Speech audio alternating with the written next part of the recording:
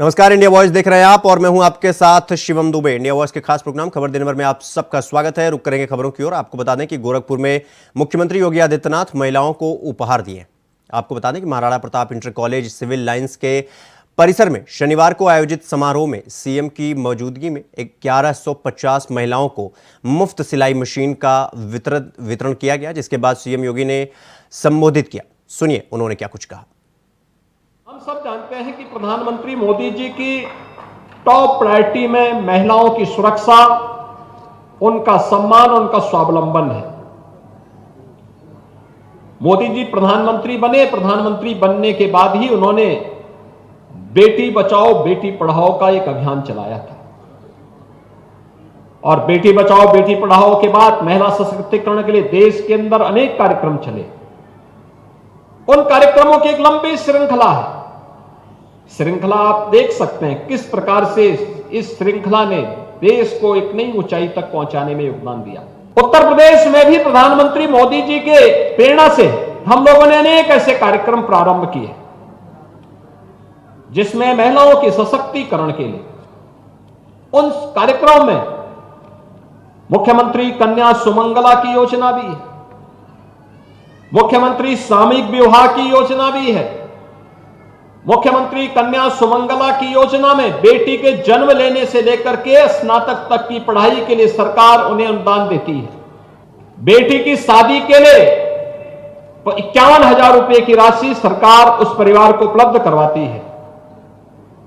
और ये सभी कार्यक्रम इस रूप में जुड़े हुए हैं जिससे महिला सशक्तिकरण के लिए कार्यक्रम हो सके। हम सब जानते हैं कि आधी आबादी का सशक्तिकरण किए बगैर हम भारत को सशक्त और समर्थ नहीं बना सकते।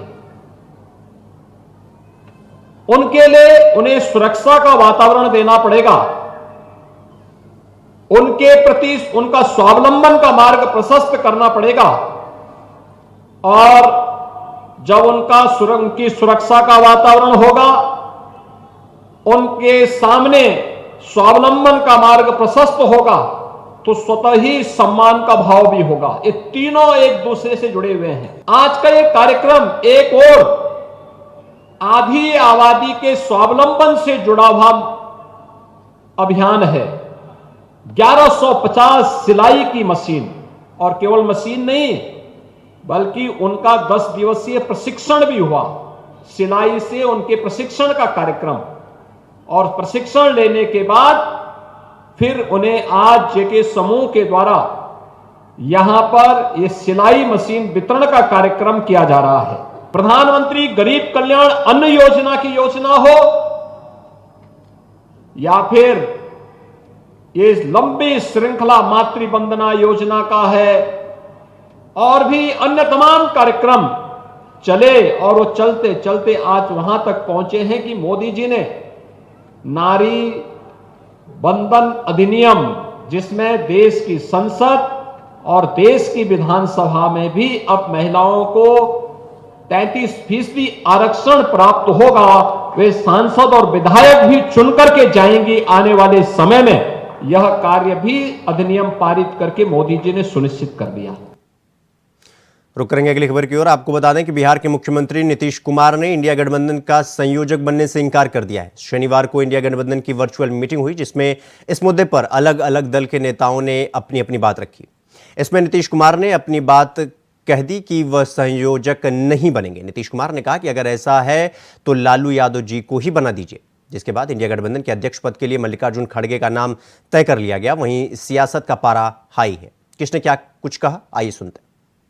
इंडिया गठबंधन सीट शेयरिंग करे ना करे हमारा क्या फर्क पड़ता है। हमें तो चुनाव लड़ना है, जीतना है, तो उनको ये करना है करने दीजिए। हमारा तो इसमें कोई ये लोग बॉयकॉट भी करेगा, फिर एक साथ मिल भी जाएगा, फिर झगड़ा करेगा, फिर मिल जाएगा।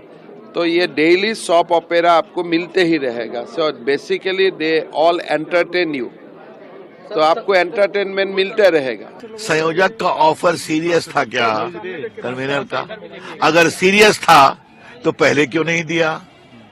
अगर नॉन सीरियस था तो अभी क्यों दे रहे हैं? तो कभी कभी मुझे हंसी आती है कि कैसा गठबंधन है, वैकेंसी है नहीं प्रकाश बाबू, कौन जीतने वाला है इसकी कोई गारंटी नहीं है, लेकिन उठापटक किस पर, संयोजक किसको बनाएंगे, तो कौन विरोध करेगा, तो कौन वीटो लगाएगा, तो कौन गिराएगा।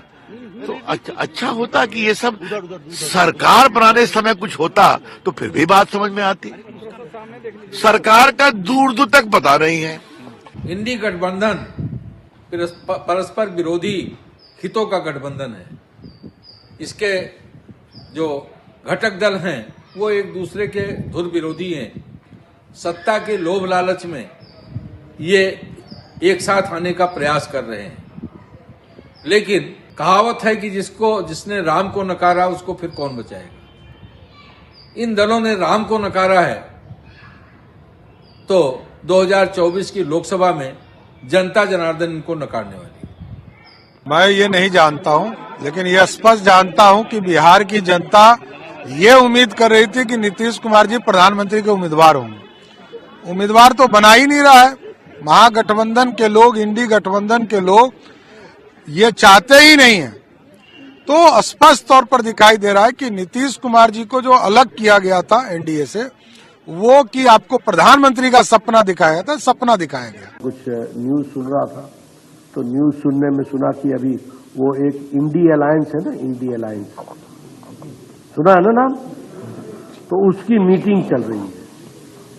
मैंने कहा कहाँ मीटिंग चल रही है, मैं फोटो देखने लगा, बोला नहीं ये वर्चुअल मीटिंग हो रही है। मैंने कहा बहुत सही वर्चुअल मीटिंग हो रही है, क्योंकि वर्चुअल अलायंस वर्चुअल मीटिंग ही करेगा।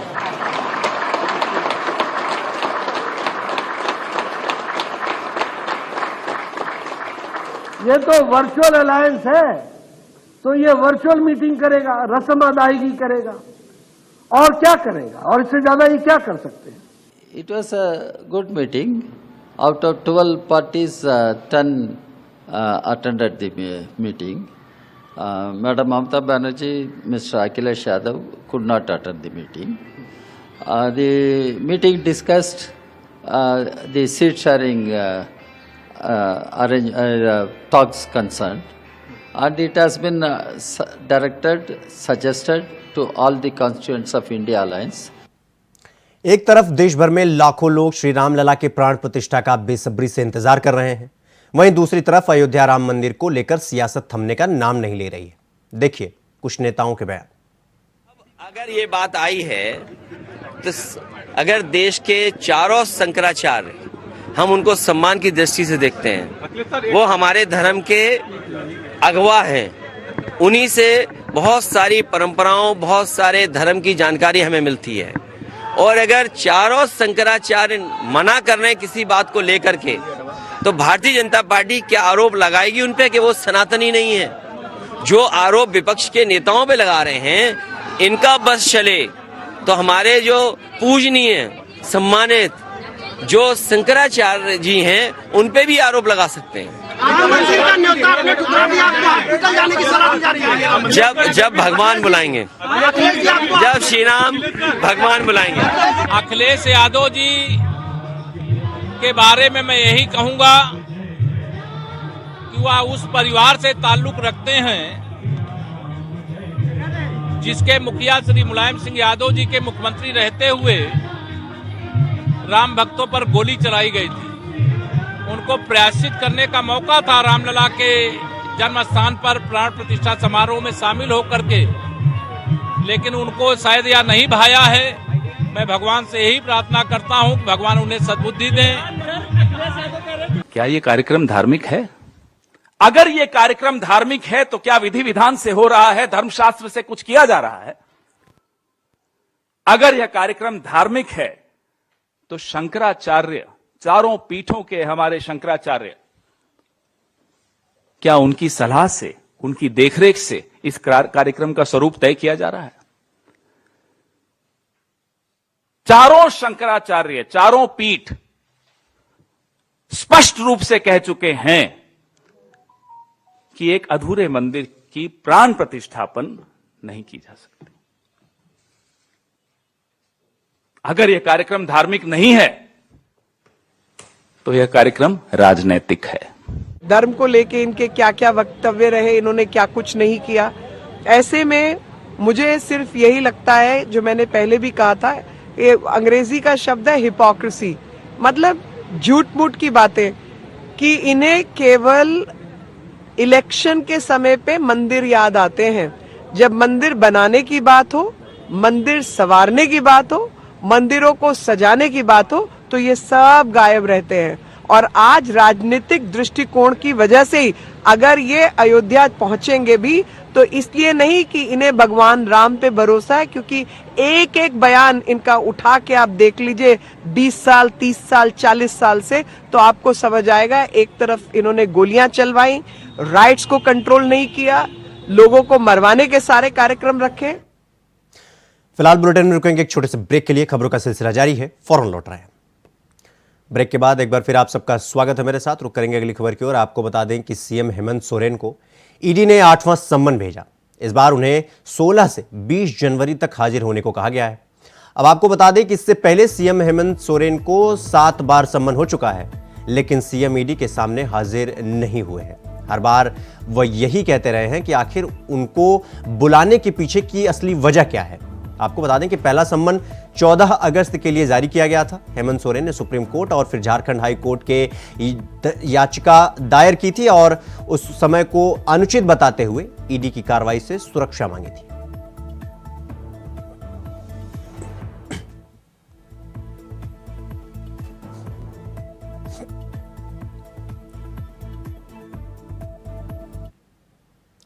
अगली खबर करनाल से है, जहां सीएम मनोहर लाल वसंत विहार इलाके में पहुंचकर जनसंवाद कार्यक्रम में शामिल हुए। जहां सीएम मनोहर लाल आम पब्लिक की समस्याओं को सुने, तो वहीं कार्यक्रम में सीएम मनोहर लाल के अलग अलग विभागों के अधिकारी और कर्मचारी भी साथ में मौजूद रहे।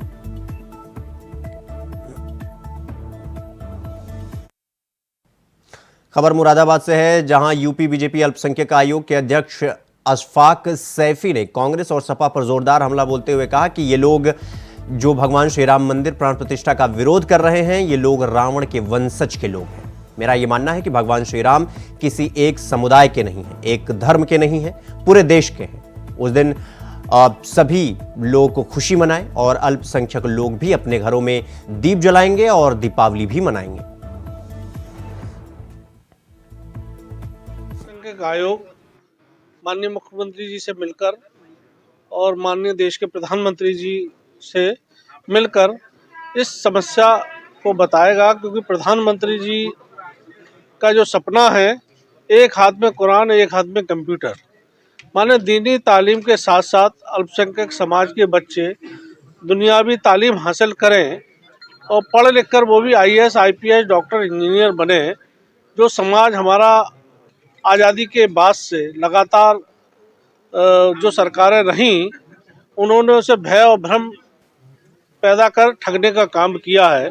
वहीं माननीय मोदी जी की सरपरस्ती में और उनके कुशल नेतृत्व में समाज आगे बढ़ रहा है, पढ़ रहा है। तो समाज के लोगों को अच्छी चिकित्सा मिले, अच्छी शिक्षा मिले और बेहतर सुरक्षा मिले, इस ओर लगातार सरकार का प्रयास भी है। और कहीं जो विषय आप लोगों ने अभी बताया है, इस विषय को लेकर हम लोग माननीय मुख्यमंत्री जी से और माननीय प्रधानमंत्री जी से शीघ्र मिलेंगे और इसके मुझे लग रहा है अच्छे परिणाम आएंगे।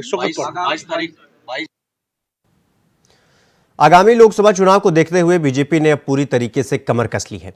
बीजेपी अब सभी वर्गों के लोगों को अपनी ओर खींचने की कवायद शुरू कर दी है। इसी को लेकर दिल्ली के रोहिणी इलाके में महर्षि वाल्मीकि अंतर्राष्ट्रीय एयरपोर्ट धाम के नामकरण करने पर समाज के लोगों ने बीजेपी का धन्यवाद किया। वहीं रोहिणी सेक्टर 20 इलाके में शनिवार को बीजेपी द्वारा आभार धन्यवाद कार्यक्रम आयोजित किया गया। कार्यक्रम में दिल्ली बीजेपी प्रदेश अध्यक्ष वीरेंद्र सचदेवा शामिल हुए। इस मौके पर वीरेंद्र सचदेवा ने कहा कि राम मंदिर को लेकर सभी लोगों में विशेष उत्साह देखने को मिल रहा है। उन्होंने कहा कि जहां राम का दरबार हो, वहां महर्षि वाल्मीकि को कैसे भुलाया जा सकता है। देखिए, आप देख रहे हैं कि वाल्मीकि समाज कितनी बड़ी संख्या में यहाँ माननीय प्रधानमंत्री जी का आभार प्रकट करने के लिए आया है कि अयोध्या धाम में अंतर्राष्ट्रीय एयरपोर्ट का नाम महर्षि भगवान वाल्मीकि के नाम पे रखा गया है।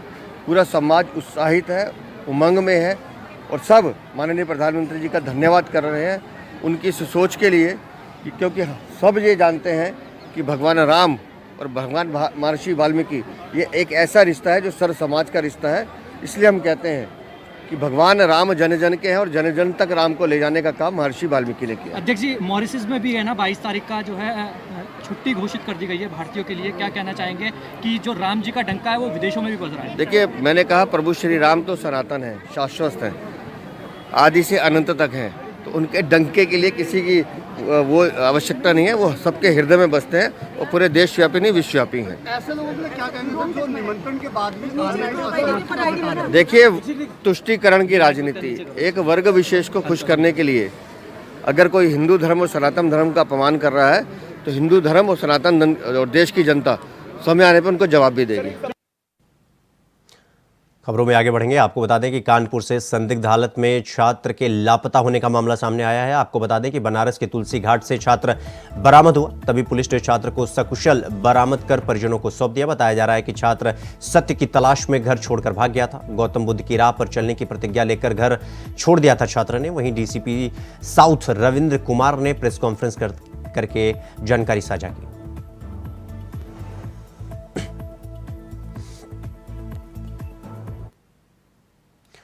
खबर बलिया से है, जहां एक वीडियो सोशल मीडिया पर तेजी से वायरल हो रहा है। वायरल वीडियो में एक युवक के हाथ पैर रस्सी से बांधकर 3-4 लोग मारते पीटते हुए नजर आ रहे हैं।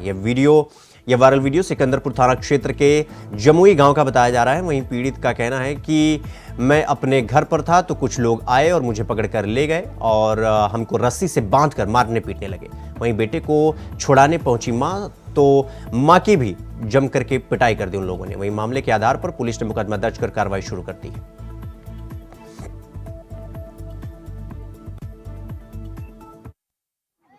कि हम द्वार पर थे तो ये लोग पकड़ के ले गए हमको और हमको रस्सी में बांध दिए। 4 लोग थे और हमको पकड़ के मारने लगे बात करके।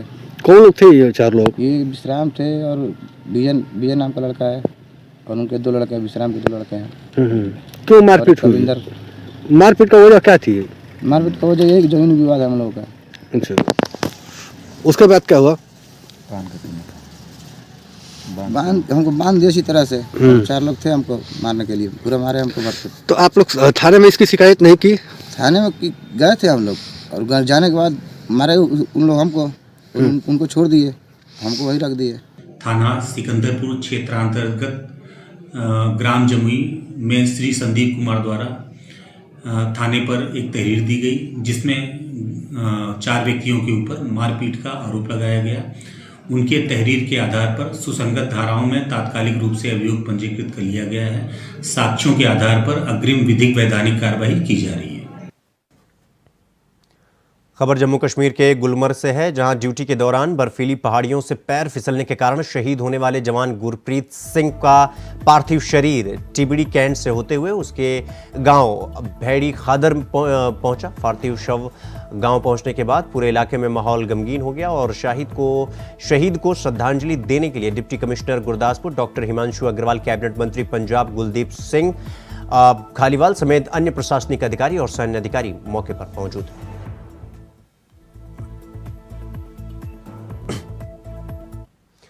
खबर सिद्धार्थनगर से है, जहां अयोध्या में राम मंदिर प्राण प्रतिष्ठा कार्यक्रम को लेकर सिद्धार्थनगर जिले से लगी इंडो नेपाल सीमा पर विशेष निगरानी की जा रही है। यह निगरानी अयोध्या में 22 जनवरी में होने वाले राम मंदिर प्राण प्रतिष्ठा कार्यक्रम में प्रधानमंत्री नरेंद्र मोदी के आगमन को लेकर की जा रही है। इसी के तहत आज डीएम पवन अग्रवाल और एसपी प्राची सिंह लगातार बॉर्डर पर निर्देश देते हुए नजर आए। इसी क्रम में डीएम और एसपी खुनवी बॉर्डर पहुंचे, जहां उन्होंने एसएसजी और पुलिस जवानों को सतर्क रहने के लिए निर्देश दिए।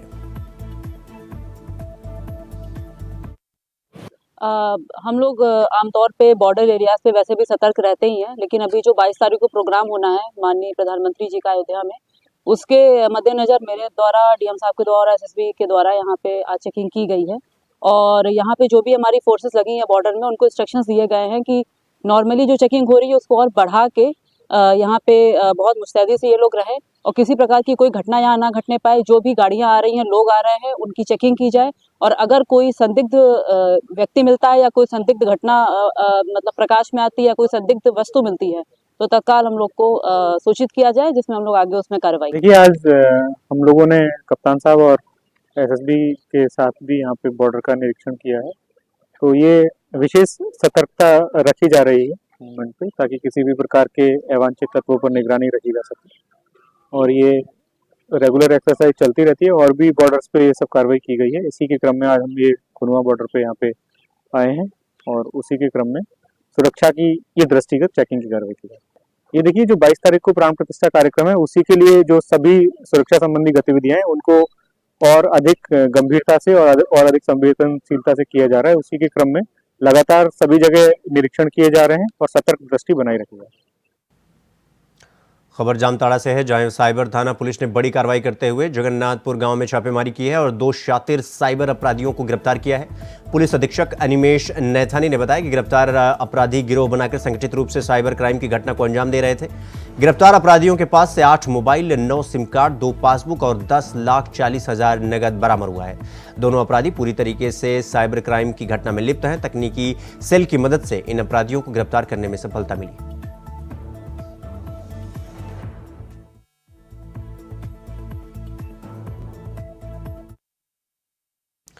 खबरों में आगे बढ़ेंगे। खबर ललितपुर से है, जहां देवगढ़ स्थित महावीर वन सेंचुरी के पास चंदन बाग की झाड़ियों में 24 घंटे तेंदुआ फंसा रहा। बता दें कि सुरक्षित पकड़ने के लिए वन अधिकारियों ने कानपुर से वन विभाग की टीम बुलाई।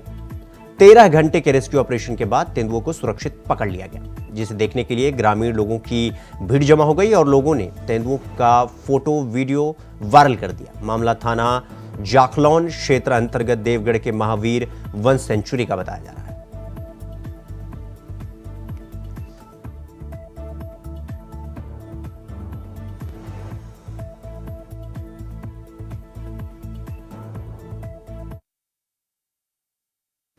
खबर दिन भर में फिलहाल अभी के लिए बस इतना ही। देश दुनिया की तमाम खबरों को देखने के लिए देखते रहिए इंडिया वॉइस। नमस्कार।